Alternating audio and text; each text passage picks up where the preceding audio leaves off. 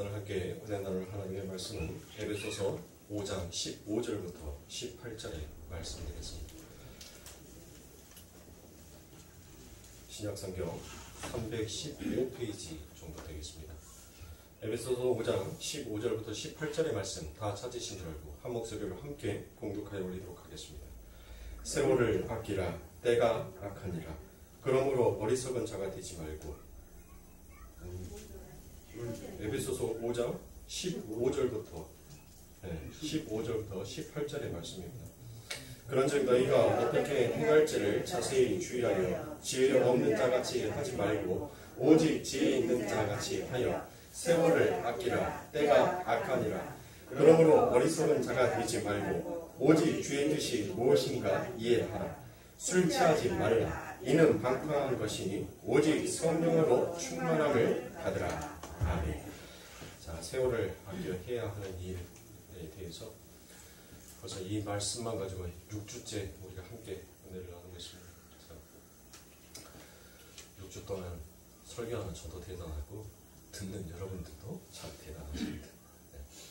자, 드디어 우리가 이 인생을 걸어가면서 왜 구원의 확신을 가져야 되는지, 왜 신앙의 여정 속에서 이처럼 아버지 하나님께서 너희들에게 구원을 이루라라고 이야기하셨는지, 여러분들 이 말씀들을 통하여서 우리들의 왜 구원을 확신을 가지고 살아가야 하는지를 우리는 정확하게 알고 가야 합니다.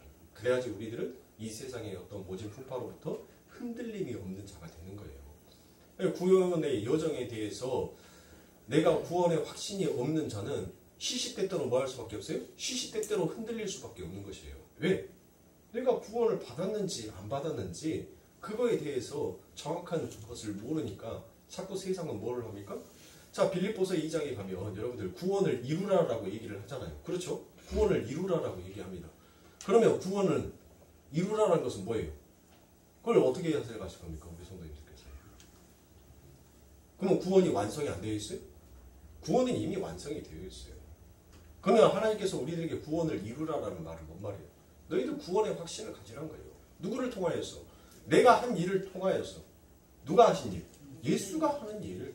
그러니까 즉 구원을 이루라라는 말은 이미 우리는 묵시의 세계에서 묵시의 세계 아버지 하나님의 나라에서는 이미 구원이 완성이 되었어요. 더 이상 거기에서 완성할 거 있어요 없어요? 없어요. 우리 예수님께서 구원을 전부 다 완성하였다라고 말씀을 하시지 않습니까? 그런데도 하나님께서 우리들에게 지상 명령 구원을 이루라라고 명령을 하시니까 우리가 무엇인가를 좀 해야 되는구나라고 그렇게 생각을 합니다. 분명 우리가 해야 할 일은 있어요. 그 해야 할 일은 있는데 그 해야 하는 일이 인간에서 나오는 행위가 아닌 오직 아버지 하나님 성령이 내 안에 내주하여 계심으로 인하여서 성령이 나를 띠띠고 끌고 가는 대로 우리는 끌려가는 것, 그게 구원을 이루는 것입니다. 그러니까 야고보서 사도가 구원을 이루라라는 이 말씀을 가지고 사람들이 구원에 대한 여정이, 구원에 대한 확신이, 구원에 대한 신앙이 없으니까 어디로 가는 거예요? 이제 행위로 가는 거예요. 행위로. 어떤 말씀 가져다가? 야고보서의 말씀. 행함이 없는 믿음은 죽은 믿음이다. 자, 여러분들 성경에서는 철저하게 우리의 자신들을 뭐하는 자였어요? 너희는 구원을 이룰 수 없는 자다. 너희의 그 어떠한 행위로도 하나님께서는 기뻐 받지 아니하신다. 오직 하나님께서 원하시는 재물은 점도 없고 흠도 없는 당신의 아들 예수밖에 없다라고 얘기를 하셔요. 그럼 야고보 사도가 얘기했던 행함이 없는 믿음은 죽은 믿음이라는 것은 어떤 믿음이냐? 어떤 것을 행하냐고요? 어떤 것을 믿냐고요? 그러니까 여러분들 성경은 이 세상의 이성과 논리로 풀어지는 것이 결코 아닙니다. 여러분들에게 물어볼게요. 그러면 닭이 먼저입니까? 알이 먼저입니까? 마치 그와 같은 거예요. 여러분들 성경을 세상의 논리와 세상의 이치로 풀려고 하면 그건 답을 낼 수가 없는 거예요. 그러나 예수로 풀면 성경은 정확한 답을 우리들에게 제시를 하고 있습니다. 그러니까 믿음과 행함은 여러분들 따로 분리되어 있는 것이 아니라 믿음과 행함은 같은 거예요. 같은 곳에서 같이 출발을 해 나가는 거예요. 우리들에게 아버지 하나님께서 믿음을, 구원을 선물로 주시고 그렇게 선물로 주신 선물을 받은 자 안에서는 반드시 그 행함이 나오게 되어 있는데 그 행함은 뭐 어떤 행함이냐면 자기를 부인하고 자기의 십자가를 지고 아버지 하나님의 그 길을 따라가는 자, 그 행함이 반드시 나오게 되어 있어요. 그런데 그 길을 먼저 선행해서 걸어가신 분이 있죠. 그분이 누구입니까? 그분이 예수인 거예요. 자기의 십자가를 지고 자기를 끝까지 부인하시면서 죽기까지 순종하셔서 아버지 하나님의 우편에 앉아 계신 분이 그분이 예수인 거예요. 그 예수가 이처럼 구원의 확신, 구원의 완성을 이루어 놓으시고 우리들에게 지상 명령을 내리신 것입니다. 너희의 구원을 이루라. 자, 그러니까 구원을 이루라고 하니까 자꾸 이 말씀 갖고 이제 목회자들이 뭐예요? 성도들을 코 골어요, 이제. 네. 그래서 교회에 어떤 행사가 있습니다. 전 교인들은 한 분도 빠짐없이 전부 다 참석하여 주시기 바랍니다. 제가 다 눈으로 도장 다 찍겠습니다. 그러면 여러분들 직장 생활하는 사람 어찌라고요? 아니 교회 일, 그래요. 교회 일이 물론 중요하기도 해요. 그런데 이 세상 가운데 직장이라는 생활도 있잖아요. 그 직장에서 생활을 해야지만이 내 가족이라는 것이 버티게 되고 내 가족의 평안하고 안전함 속에서 내가 하나님을 자유롭게 평안함 속에서 하나님을 부르짖을 거 아닙니까? 그런데 교회에서 어떤 끄떡하면 뭐 대전도 집회다. 끄떡하면 성지순례 가야 되니까 누구누구 안수 집사님들 이번에는 성지순례, 지난번에는 몇 조가 갔으니까 이번에는 몇 조가 가시기 위해서 반드시 날짜 맞추십시오. 회사에 미리서 얘기를 하십시오. 회사가 그거 좋아하냐고요. 자꾸 인간의 행위만을 강요하는 거예요. 그러니까 성도들이 자꾸 뭐 하냐면 병 들어가요. 아파요. 근데 아파도 아픈지를 몰라요, 이제. 왜? 너무 많이 아프다 보니까 이게 아픈 것인지 안 아픈 것인지 별로 감각이 없어지는 거예요. 교회는 그 아픈 자들을 싸매주고 어루만져주며 그들을 긍휼 가운데 하나로 일으켜 세워서 하나의 공동체로 가는 것이 그게 교회의 목적입니다. 그러니까 여러분들이 서 있는 그 자리에서 여러분들이 최선을 다하십시오. 그 자리가 아버지 하나님의 복음을 전할 수 있는 가장 아름다운 자석입니다. 여러분들이 어떤 교회의 행사가 있으면 하나님께서는 분명 당신의 일이기에 당신이 그 일을 이루시기 위하여서 필요한 일꾼들을 분명히 붙이실 겁니다. 혹시라도 시간이 여의치 않으시고 상황이 여의치 않으셔서 그날 행사에 참석하지 못하신 분들은 이 시간을 아니까 그 시간에 여러분들 함께 기도해 주세요. 하나님의 일이니까 함께 기도하여 주셔서 함께 협력하여 주세요. 이렇게 교회는 진리 가운데 말씀 가운데 그들을 평안 가운데 인도해내야 하는 것입니다. 그런데 그렇게 말하면 뭐예요? 그렇게 말하면 성도들을 뭐하게 만든다? 세상 가운데 방탕하게 만든다라고 정죄를 합니다. 여러분들 그러니까 진리는 자꾸 이 세상 가운데 뭘 맞아요? 매를 맞을 수밖에 없는 거예요. 우리 예수님께서도 진리를 말씀하시잖아요. 회개하라 천국이 가까웠다라는 말씀 여러분들 야, 네 잘못했으니까 너 지금 회개해. 너 잘못 하나님 앞에 고해. 그런 뜻으로 하나님께서 우리 예수님께서 그 뜻으로 우리 예수님께서 그렇게 말씀하셨겠어요? 회개하라 천국이 가까웠다라는 말이 네 잘못이 있으니까 너 죄인이니까 너 하나님 앞에 고백해 라는 그 말이 우리 예수님께서 회개하라 천국이 가까웠노라라는 그 말씀을 하셨겠냐고요. 그러니까 세상의 사람들이 못 알아먹더라는 거예요. 회개하라 천국이 가까웠다라는 말은 뭐예요? 너희들 이 세상 것 포기해. 이 세상의 것 포기해야지만이 그래야지만이 너희들 아버지 하나님의 백성으로서 저 천국이 너희 것이 될 수가 있어. 그 뜻으로 얘기를 하는 거예요. 그러니까 그 율법주의자들이 유대주의자들이 그 선민과 범민의 그 신비주의에 빠져 있었던 자칭 아버지 하나님의 백성이다라고 생각했던 자들이 아니 지금까지 내가 해왔던 거 전부 다 포기하고 버려버리라고 하니까 괘씸한 거잖아요. 내가 지금까지 어떤 마음으로 어떤 생각으로 어떤 가치와 어떤 것을 보상을 받기 위해서 지금까지 내가 이렇게 해왔는데 세상에 그것을 포기하라고. 그러니까 예수님께서 더욱더 십자가에 가까이 다가가야 될까요? 사랑하는 성도님들, 우리는 지난 시간에 우리에게 진짜 아버지 하나님의 백성이다라는 그 구원의 확신이 있다라면 우리는 첫 번째, 구원받은 사람들은 다른 신자들과 그리스도인들의 삶을 친밀하게 나누게 되어 있다라고 제가 말씀을 드렸습니다. 그리고 두 번째로, 구원을 받은 사람은 자신의 죄인이라는 것을 깊이 깨닫는 사람이다라고 말씀드렸습니다. 그리고 세 번째로, 마음을 다하여 하나님의 말씀을 순종하고 노력하는 자가 하나님 앞에 구원받은 자다라고 얘기를 드렸죠. 그리고 네 번째, 구원받은 사람들은 세상의 원리와 방식을 싫어하게 된다라고 제가 말씀드렸습니다. 그리고 다섯 번째로, 주님의 재림을 사모하며 그분과 같이 되기를 열망하는 자의 삶을 살더라는 것입니다. 그리고 여섯 번째, 습관적으로 죄보다는 의를 더 많이 행하게 되더라라는 것입니다. 그리고 일곱 번째, 진리의 말씀이 선포될 때 감사함과 기쁨으로 모든 말씀들을 받더라라는 것입니다. 자, 이처럼 구원의 확신을 가진 자들의 삶 가운데 나타나는 모습들을 보았고, 이제 진짜 마지막으로 세월을 아껴서 우리가 해야 할 일이 무엇인지에 대해서 오늘은 이제 마지막 시간을 갖고 다음 주에는 다른 말씀, 이제 18절부터 20절에 관련되어 있는 그 말씀으로 이제 다음 주에서 넘어가도록 하겠습니다. 그래서 마지막으로, 이처럼 구원을 받은 사람들이 구원을 받았음에도 불구하고 자꾸 그 확신이 흔들리는 이유에 대해서 오늘 살펴보고 끝을 내도록 하겠습니다. 자, 첫 번째, 구원을 받았음에도 불구하고 자꾸 자기의 구원이 불안하게 느껴지는 사람들은 자기가 알고 있는 자기의 죄를 다루지 않을 때 그때 불안함에 빠지게 됩니다. 그러니까 즉 무슨 뜻이냐면, 하나님께서는 분명히 이게 죄다라는 것을 우리들에게 가르쳐 주셨어요. 그래서 이 죄를 자꾸 반복하여서 지었었을 때, 하나님께서 이 반복하여서 지은 죄를 통하여서 나를 모른다라고 하면 어쩔까라는 그와 같은 불안의 요소에 빠지게 된다는 거예요.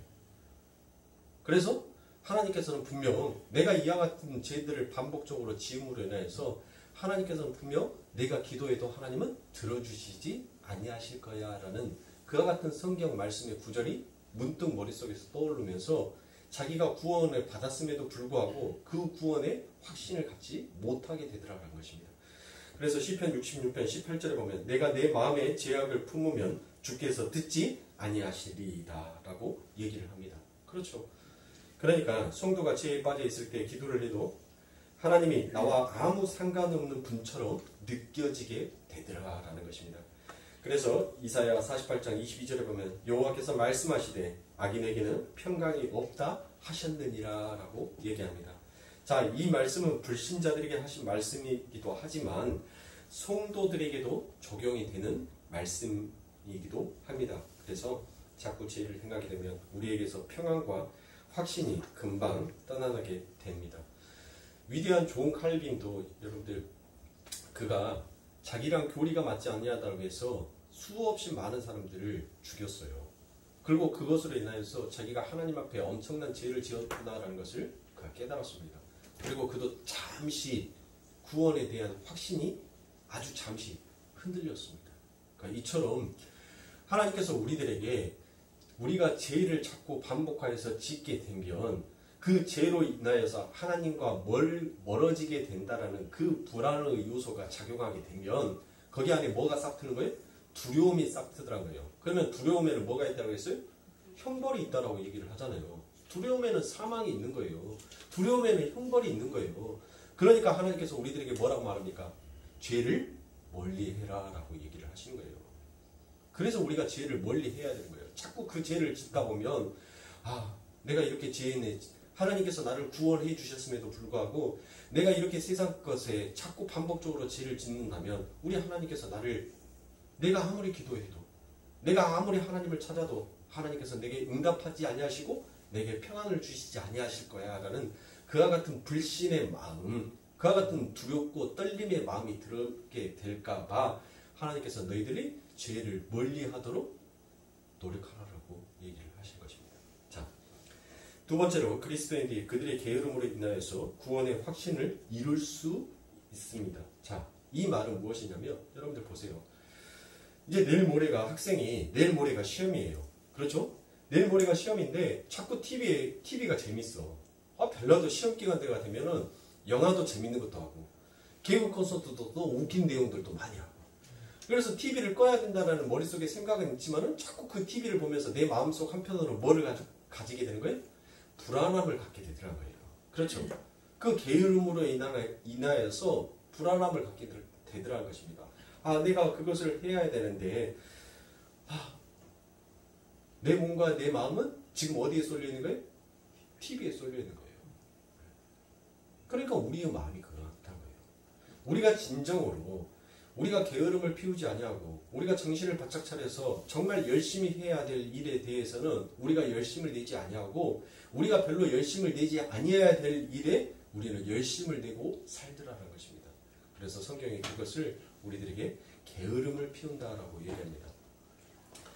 로마서 12장 10절부터 11절에 보면 형제를 사랑하여 서로 우애하고 존경하기를 서로 먼저 하며 부지런하여 게으르지 말고 열심을 품고 주를 섬기라라고 얘기를 하죠. 자, 보십시오. 우리들에게는 여러분들 믿는 사람이나 믿지 아니하는 사람이나 전부 다 똑같이 주어지는 것이 있어요. 하나님께서 평등하게 주어지는 것이 있다니까요. 부자나 가난한 자나 병든 자나 공고한 자나 이 땅에서 살아있는 모든 자에게는 하나님께서 공평하게 주신 것이 있어요. 뭐 부자라고 해서 조금 하나님께서 조금 더 주시고 가난한 자라고 해서 하나님께서 더 뺏어가시는 것이 없는 게 하나 있다니까요. 그게 뭔지 아세요? 그게 시간이에요. 그게 시간이에요. 부자에게도 하루는 24시간이고 가난한 사람에게도 하루는 24시간이에요. 병든 자에게도 하루는 24시간이고 건강한 자에게도 하루는 24시간입니다. 그런데 어떤 사람들은 세상의 것을 향하여서 하나님의 이름을 하나님의 일, 하나님을 믿는 일에 게으름을 피운다는 거예요. 또 어떤 자는 그 24시간이라는 시간 동안에 이 세상에서 열심히 살아가되 그 열심 속에서 누구를 향하는 마음이 더 하나님을 향하는 더 마음이 세상의 열심보다도 더 월등하더라는 것이에요. 그러니까 여러분들 우리는 이 세상 가운데서 게으름 피우면 안 돼요. 거드름 피우면 안 돼요. 열심히 살되 내가 살아가는 그 길이 내 인생의 영원한 목표 지점이다라고 여러분들 생각하시고 그 열심을 내면 안 된다는 것이에요. 열심은 내내 네 열심을 통하여서 아버지 하나님에 대한 그 열심도 우리는 함께 품어가면서 이 땅을 살아가야 하는 자입니다. 그러니까 내가 세상 사람들에게 잘 보이기 위해서 내가 세상 사람들에게 관심과 사랑을 받기 위해서 내가 이 세상 가운데에서 무엇인가를 얻어내기 위하여서 내가 이 세상 가운데서 인기와 명성을 갖기 위해서 세상의 사람들은 전부 다 세상의 사람들의 눈에 만족함을 얻기 위해서 부지런을 떨더란 거예요. 그런데 그들은 마음속에서는 어디에 맞춰져 있는 거예요? 사람에게 맞춰져 있잖아요. 그러니까 보여지는 사람에게 맞춰져 있으니까 보이지 아니하는 하나님에 대해서는 의지를 하려고 합니까? 안 합니까? 안 하더라는 거예요. 그러니까 구원을 받았음에도 불구하고 내게 구원의 확신이 있음에도 불구하고 보이지 아니하는 그 아버지 하나님의 역사하심을 무시해버리는 자, 그 하나님께서 내게 말씀하신 우리들에게 말씀하여 주신 그 지상의 명령을 거기에다 게으름을 피우는 자, 그들은 구원의 확신이 흔들릴 수밖에 없는 자인 것입니다. 자, 이렇게 열심은 하나님의 뜻에 순종하는 삶을 살았던 사도 바울의 입에서도 오라 나는 공고한 몸이도다라는 이와 같은 고백을 합니다. 그러니까 사랑하는 성도님들, 여러분들 이 세상 똑같이 공평하게 주어졌어요. 누구에게는 더해주고 누구에게는 덜한 시간이 아닙니다. 여전히 똑같이 주어지는 시간 속에서 하나님의 일을 위하여서 여러분들 열심을 내셔야 돼요. 그게 세월을 아끼는 자의 삶인 것입니다. 자, 세 번째로 그리스도인들이 성숙되어져 갈수록 사탄은 그들의 의심과 미혹으로 점점 거센 공격을 해오기 때문에 때때로 성도들이 구원의 확신을 놓치게 된다는 것입니다. 그래서 말씀 위에 진리 위에 바로 서 있는 사람들은 이내 그 진리로 그 의심을 타파해 버릴 수 있습니다. 누가복음 24장 25절부터 32절에 보면 가라사대 미련하고 선지자들의 말은 모든 것을 마음에 더디 믿는 자들이요 그리스도가 이런 고난을 받고 자기의 영광에 들어가야 할 것이 아니냐 하시고 이에 모세와 및 모든 선지자의 글로 시작하여 모든 성경에 쓴 바 자기에 관한 것을 자세히 설명하시니라. 저희가 서로 말하되 길에서 우리에게 말씀하시고 우리에게 성경을 풀어주실 때 우리 속에서 마음이 뜨겁지 아니하느냐 하고 라고 되어 있습니다. 여러분들 이 누가복음 24장에 기록되어 있는 이 말씀이 어떤 말씀이죠? 바로 우리 예수님께서 십자가에 죽으신 후에 엠마오로 내려가는 제자들이 뭐 하기 시작했습니까? 그들의 마음속에서 의심이 시작되었습니다. 그때 예수님께서 그들의 의심을 확신으로 바꿔주셨죠. 근데 그 확신을 뭘로 바꿔주셨어요? 바로 성경의 말씀으로 그들을 가르치셨더니 그들의 마음이 뭐 하더라? 그들의 마음이 뜨거워지더라 라고 얘기를 합니다. 그러니까 사랑하는 성도님들, 분명 우리가 아버지 하나님 앞에 더욱더 다가가면 다가갈수록 마귀는 그 하나님 앞에 다가가지 못하게끔 자꾸 우리를 미혹하고 공격을 해요. 근데 미혹하고 공격하는 그 미혹과 공격을 우리가 타파해버리고 이겨버릴 수 있는 방법 중에 하나가 무엇이냐면 우리가 말씀을 상고하는 것입니다. 그러니까 사랑하는 성도님들, 아버지 하나님의 백성이 이 말씀을 상고하지 아니하고 말씀을 읽지 아니하고 아버지 하나님의 나라의 그 길을 간다는 것은 그거는 어불성설이에요. 그러니까 우리는 하나님의 말씀을 날마다 상고해야 하는 것입니다. 자, 네 번째로 성도들의 구원의 확신을 흔들리는 것은 그들이 고난이나 어려운 환경에 처해질 때 구원을 의심하게 됩니다. 자, 우리는 때때로 삶이 너무 버거워서 나의 하나님 어찌하여 나를 버리시나이까 하고 외치고 싶을 때가 있을 것입니다. 우리 신앙의 선배들도 그러한 고통 속에서 하나님께 탄식을 했던 사람들이 아주 많이 있음을 볼 수 있습니다. 시편 102편 1절부터 7절에 보면 여호와여 내 기도를 들으시고 나의 부르짐을 주께 상달케 하소서. 나의 괴로운 날에 주의 얼굴을 내게 숨기지 마소서. 주의 귀를 기울이사 내가 부르짖는 날에 속히 내게 응답하소서. 대전 내 날이 연기같이 소멸하며 내 뼈가 내광이같이 탔나이다. 내가 음식 먹기도 잊었으므로 내 마음이 풀같이 세잔하였사오며 나의 탄식 소리를 인하여 나의 살이 뼈에 붙었나이다. 나는 광야의 당아새 같고 황폐한 곳의 부엉이같이 되었사오며 내가 밤을 새우니 지붕 위에 외로운 참새 같으니이다.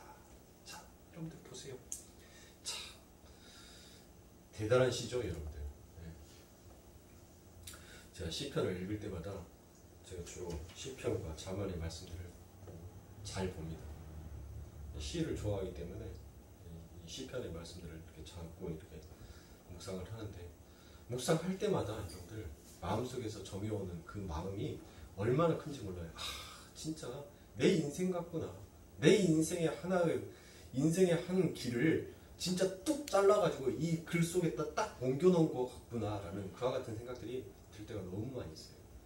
자, 여러분들 이런 탄식 속에서 떨어져 있을 때가 있죠. 어떨 때입니까? 내가 사랑하는 가족의 관계가 깨져 있었을 때, 자녀의 관계가 깨져 있을 때, 내가 알고 있는 교우 관계가 깨질 때, 내 직장에 있는 직장의 동료들의 그 관계가 깨졌을 때, 여러분들 삶에 대한 관계성이 끊어지고 관계성이 깨져 버렸었을 때 우리들은 이와 같은 탄식이 나와요. 내가 자꾸 외롭다, 내가 참 공고하다라는 그와 같은 생각들을 하게 되더라는 것입니다. 그때 여러분들은 내가 이렇게 이 세상 가운데서 이렇게 살아갈 때 하나님께서 나를 외면하여 버리신다면, 나를 버려버리신다면 그러면 나는 어떨까, 어떻게 될까라고 생각을 하게 된다는 것이죠. 그때 여러분들의 마음속에서 구원의 확신이 때로는 마귀의 미혹에 의해서 흔들릴 수밖에 없더라는 것입니다. 사랑하는 성도님들, 우리 하나님께서 모든 것을 합력하여 선을 이루시어 내시는 분이십니다. 심지어 사탄의 시험과 사탄의 공격까지도 이용하셔서 우리의 자녀됨을 만들어 내시는 분이 바로 우리 하나님이시죠. 맞아요, 틀려요, 여러분? 맞아요. 네. 그러니까 지금 내 삶 가운데 있어서 어떤 관계성이 깨지게 되었었을 때 여러분들 그 관계성이 깨진 것에 여러분들 안주하지 마시고 거기서 한 발짝 더 나아가서 하나님께서 내게 가르치고자 싶어하는 것이 무엇인지를 깨달아 알면 돼요. 그리고 그것을 알고자 여러분들이 하나님 앞에 기도하였었을 때 하나님께서 여러분에게 반드시 우리의 교만한 마음을 지적하시고 말씀하여 주시고요. 그게 누구입니까? 대표적으로 욥기죠. 네. 욥이 뭐라고 합니까? 아, 하나님, 내가 침 삼킬 틈도 없이 내게 이렇게 고난을 주십니까? 제발 이 고난 좀 거두어 가주세요 라고 얘기를 하죠. 그런데 여러분들 보세요. 그 욥이 자기에게 닥쳐오는 엄청난 고난들을 있었어요. 재산을 잃어버렸지, 자식을 잃어버렸지, 아내와 친구들을 잃어버렸지, 자기의 모든 것들을 전부 다 잃어버렸어요. 근데 그 일들이 순차적으로 일어나는 게 아니라 침 한 번 꼴깍 하는 그 순간 사이에 바박 하고 일어난 거예요. 전부 다 일어난 거예요. 그때 욥이 뭐라고 합니까? 이제 사람들이 그 하는 거예요.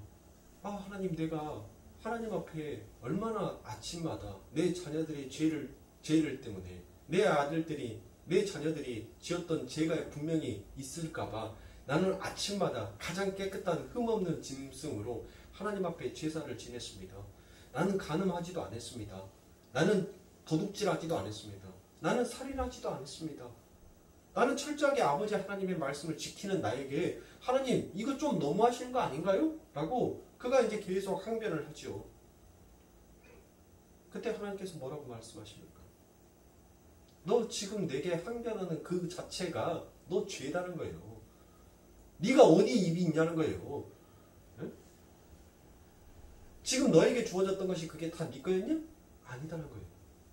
근데 네 거에 아닌데 네가 무슨 입이 있다고 내게 그렇게 항변을 할 수가 있느냐는 거예요. 거두어 가는 자도 나고 주는 자도 난데 네 것을 빼앗아 간들 너에게 준들 너는 아무 할 말이 없는 존재다는 거예요. 그러면서 하나님께서 말씀하시죠. 네 그렇게 잘난 입 가지고 내가 천지 우주 만물을 창조했었을 때 너 어디 있었어? 너 어디에 서 있었어? 라고 욥에게 말을 하자 욥이 그때서 뭐라고 고백을 합니까? 하나님, 나는 죄인의 개수입니다. 나는 죽어 마땅한 자입니다. 라고 그렇게 욥이 고백을 하잖아요. 그러니까 하나님께서는 이 세상에 우리 속에서 우리가 이 세상을 살아가면서 어떤 상황과 여건과 처지 속에서 겪어가는 그 모든 일들을 통하여서 하나님은 하나님의 백성, 당신의 자녀로 만들고 싶어하는 것이에요. 그러니까 우리 하나님의 입장에서 그게 유익입니까? 유익이죠. 우리가 받으라도 그것은 유익인 거예요. 왜? 우리가 예수를 믿는 거, 하나님을 믿는 그 믿음의 목적이 뭐예요? 결국 우리 안에서 첫 천국 가기 위한 그와 같은 소망이 있으십니까? 여러분들 아니라고 하지만은 전부 다 마찬가지잖아요. 예수 믿는 궁극적인 이유가 뭡니까? 라고 물어보면 대한민국 99%가 전부 다 뭐라고 말하는 줄 아세요? 천국 가기 위해서요. 라고 얘기를 합니다. 근데 상위 1%만 뭐라고 해요? 예수를 알기를 원하여서 내가 신앙의 여정을 걸어갑니다. 라고 얘기를 한다는 겁니다. 사랑하는 성도님들, 그 천국에 예수가 있기 때문에 우리가 천국을 소망하는 거예요. 만약에 예수님께서 지옥에 계신다고 생각해 보세요. 그럼 거기를 가기 싫으세요? 거기를 안 가고 싶으신 곳입니까? 우리 예수님이 지옥에 계신다면 하나님, 나는 그 지옥도 좋사옵니다. 왜? 내가 바라보는 나의 신랑이 거기에 계시니까 나는 거기도 좋사옵니다 라고 그와 같은 우리의 고백이 터져 나오도록 하나님께서 우리의 인생에 있어서 모든 것들을 가르치시고 교훈하시고 훈련하셔서 진정한 아버지 하나님의 백성, 정말 하나님만을 찬양하고 하나님만을 바라볼 수 있는 당신의 백성들로 만들어가더라는 것입니다. 사랑하는 성도님들, 여러분들에게 어려움에 닥칠 수 있어요. 여러분들에게 어느 순간 갑자기 모든 것들이 전부 다 막히고 끊어져 가는 그와 같은 아픔의 고통이 있을 수 있어요. 그런데 그게 저주다라고 생각하지 마십시오. 그 뒤에 따라오는 아버지 하나님의 엄청난 축복이 있다는 것을 여러분들 마음속에서 소망한다면 여러분들은 하나님 앞에 그 자리에서 뭘 하고 고백을 해야 됩니까? 하나님 감사합니다 라고 고백을 해야 돼요. 그러니까 사도 바울도 여러분들 어땠습니까? 그의 몸에 하나님, 내가 이 병만 낫게 되면 정말 하나님의 일 날아다니면서 열심히 할 것 같은데 하나님 나 이거 병 좀 치료해 주세요라고 말을 했는데 하나님께서 그의 기도를 들어주십니까? 안 들어주십니다. 그리고 난 다음에 사도가 세 번에 자기가 죽기를 각오하고 하나님 앞에 자기의 병 고침을 위하여서 정말 죽기를 각오하고 하나님과 자기의 모든 것들을 하나님 앞에 호소하고 고백을 했어요. 그런데 하나님은 들어주시지 않더라는 것이에요. 근데 사도가 나중에 뭐라고 고백을 하죠? 내 은혜가 내게 족하나이다. 아, 하나님 내게 이 사단의 가시를 준 것은 분명 내 인생에 있어서 유익하기에 이게 은혜이기에 하나님께서 이것을 거두어가지 아니하시군요 라고 사도가 그것을 아는 거예요. 그러니까 사랑하는 성도님들, 우리는 우리의 뜻대로 이 세상을 살아가는 것이 아니에요. 우리는 우리의 뜻이 죽어가고 오직 아버지 하나님의 뜻이 이루어져 가는 자로 이 땅을 살아가는 것입니다. 그게 하늘나라의 삶의 원리인 것입니다. 자, 그러한 어려운 일들 때문에 구원의 확신이 흔들리는 것이 아니라 오히려 구원의 확신이 더욱더 견고해 지어야 하는 것입니다. 그래서 히브리서 12장 5절부터 6절에 보면 또 아들들에게 고난한 것 같이 너희에게 권면하신 말씀을 잊었도다. 일러스되 내 아들아 주의 징계하심을 경히 여기지 말며 그에게 꾸지람을 받을 때 낙심하지 말라. 주께서 그 사랑하는 자를 징계하시고 그의 받으시는 아들마다 채찍질 하심이니라 하였느니라 라고 말씀하십니다. 그러니까 하나님은 우리의 거룩을 위해 사탄까지도 방법과 수단으로 사용하고 계신 것입니다. 그러니까 어떠한 상황 속에서도 여러분들은 구원의 확신을 놓치시면 절대로 아니 됩니다. 그리고 또 한 가지 중요한 것은 하나님은 우리에게 때때로 고통의 시간을 허락하심으로 우리가 눈에 보이는 것이 아닌 믿음으로 신앙의 길을 행하게 하기 위하여서 눈에 보이는 것들을 쳐버리시기도 한다라는 것입니다. 그 상황 속에서도 우리가 예수 그리스도만을 의지하는 믿음을 가질 수 있도록 우리는 훈련하고 우리는 또 그 모든 과정들을 감사함과 찬양으로 배우면서 아버지 하나님께서는 우리를 당신의 아버지 하나님의 나라의 훌륭한 실력자로 우리를 성장시켜 나가고 있는 것입니다. 그래서 시편 42편 5절에 보면 내 영혼아 내가 어찌하여 낭망하며 어찌하여 내 속에서 불안하여 하는고 너는 하나님을 바라라. 그 얼굴의 도우심을 인하여 내가 오히려 찬송하리로다 라고 얘기합니다. 자, 우리는 이렇게 우리가 구원의 확신을 잃어버릴 수 있는 여러 가지 이유와 상황에 대해서 여러분들과 함께 살펴보았습니다. 여러분이 어느 지점에서 그 확신을 잃어버리셨다면 여러분들은 정확하게 그 확신이 내가 흔들렸던 확신이 어디에서 내가 멈춰 있는지에 대해서 여러분들은 철저하게 그 문제를 해결하시고 다시 그 확신을 찾으셔서 오직 하나님만을 바라보면서 걸어가야 합니다. 이제 말씀을 정리하면서 제가 여러분들에게 8가지의 질문을 던질 것입니다. 그 8가지의 질문 속에서 여러분들이 마음속으로 한번 답을 해보십시오. 만약에 여러분들은 마음속에서 나는 정말 이럴까라는 그와 같은 마음이 있다면 그 부분이 여러분들이 가장 미약한 부분이에요. 그래서 그 부분을 여러분들이 그와 같은 문제점을 여러분들이 발견하셨다면 그 문제점이 왜 내게 해결되어지지 못하는가라는 것을 발견하시고 그리고 그 답을 찾아가시길 바랍니다. 자, 첫 번째, 여러분은 내가 구원받았다는 확신을 갖기는 긴급하고 간절하게 원하십니까? 자, 만일 그렇다면 여러분들은 구원받으신 분이 확실합니다.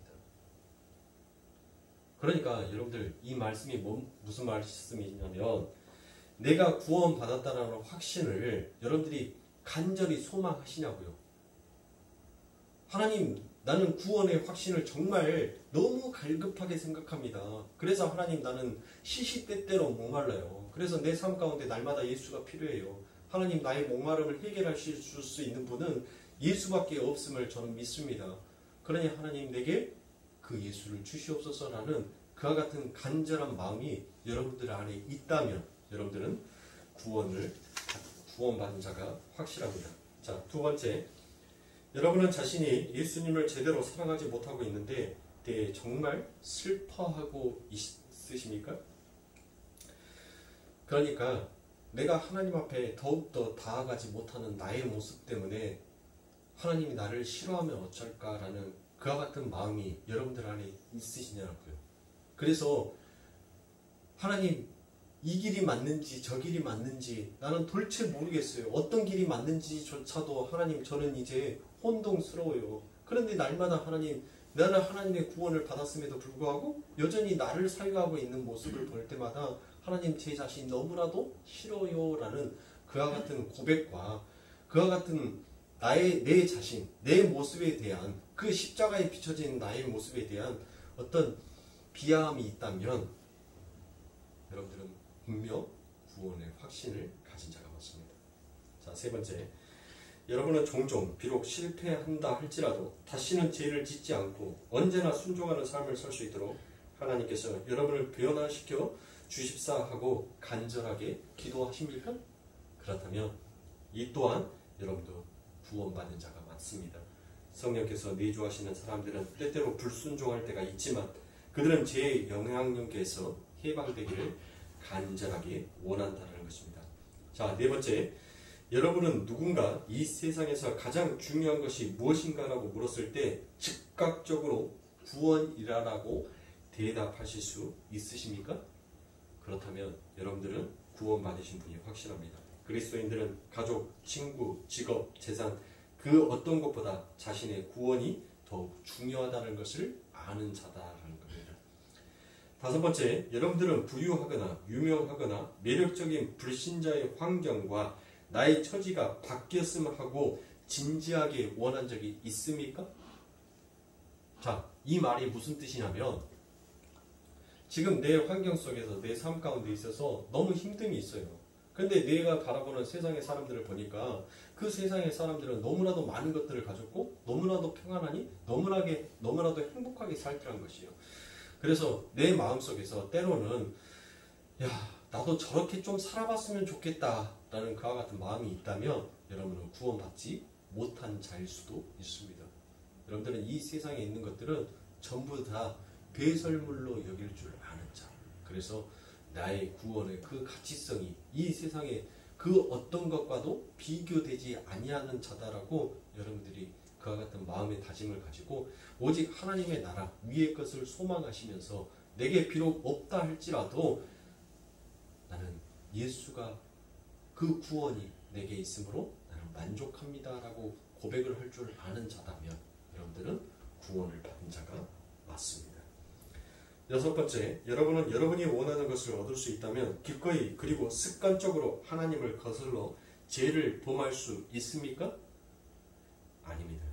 그리스도인들은 그렇게 의도적으로 하나님의 마음을 아프게 할 수 없습니다. 그리고 그리스도인들은 그런 더러운 세상의 유익을 위해 예수 그리스도의 십자가에 뻔뻔스럽게 침을 뱉을 수가 없는 자인 것입니다.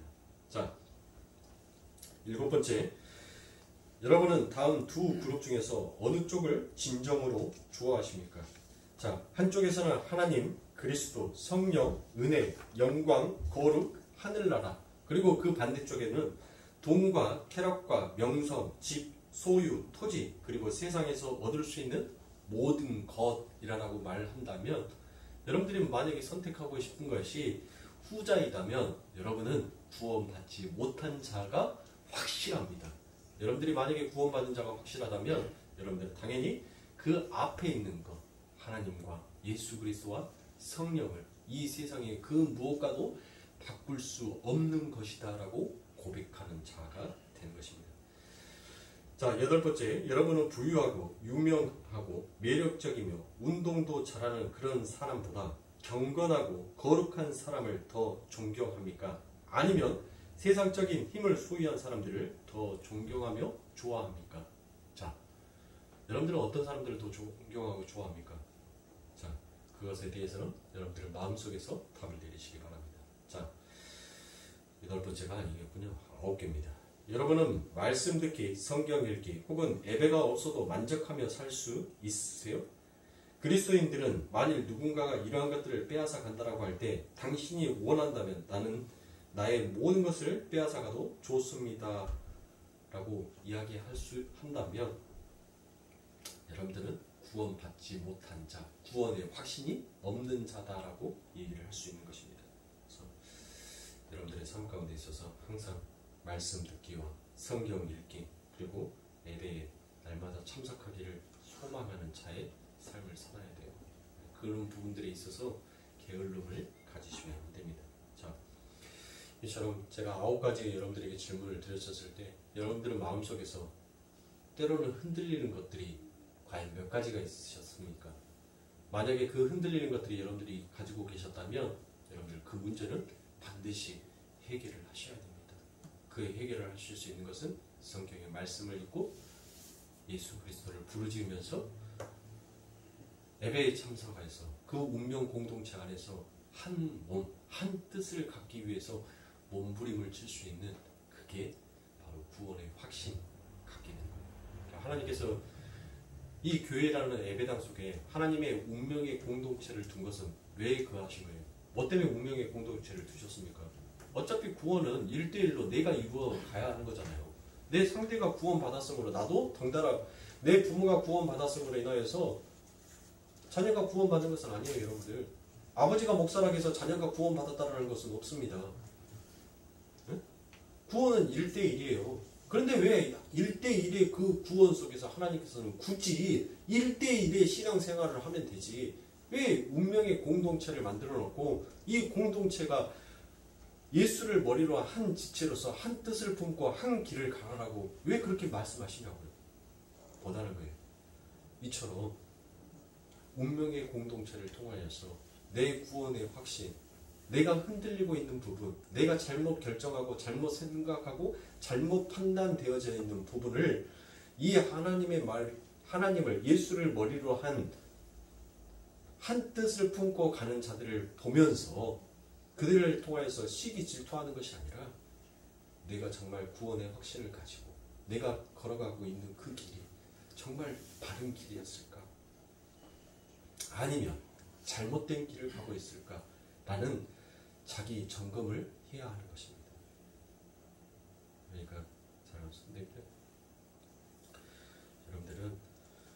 여러분들 안에서 그 구원의 확신, 그 흔들리지 아니하는 믿음을 갖기 위해서는 여러분들이 자꾸 강구해야 될 것은 뭐예요? 세월을 아껴라? 그 세월을 아끼라는 이유가 뭐예요? 때가 악하니라라고 얘기했어요. 이 악한 시대를 여러분들이 이겨낼 수 있는 것은 다른 것이 아니에요. 말씀과 기도인 것입니다. 그 말씀과 기도로 이겨내라는 것이에요. 그러면 그 안에서 누가 일하시겠다는 거예요? 성령이, 주님이 일하시겠다는 거예요. 사랑하는 성도님들, 하나님의 말씀 앞에서 여러분들 게으르지 마세요. 이 세상 가운데 있어서 여러분들 어떤 것도 죽음 앞에서는 전부 다 무용지물이다라는 것을 여러분들 깨달으셔야 돼요. 어떤 선비가 나룻배를 타고 강을 건넙니다. 그런데 뱃사공이 자기를 별로 존경하지 않는 것 같아서 그 선비가 좀 잘난 척을 하고 싶었어요. 그래서 그 뱃사공에게 묻습니다. 자네는 논어를 아는가? 라고 물어봤습니다. 그러니까 그 뱃사공이 논어가 뭔지도 모르고 나는 논어에 대해서 처음 들어봤습니다. 라고 얘기를 합니다.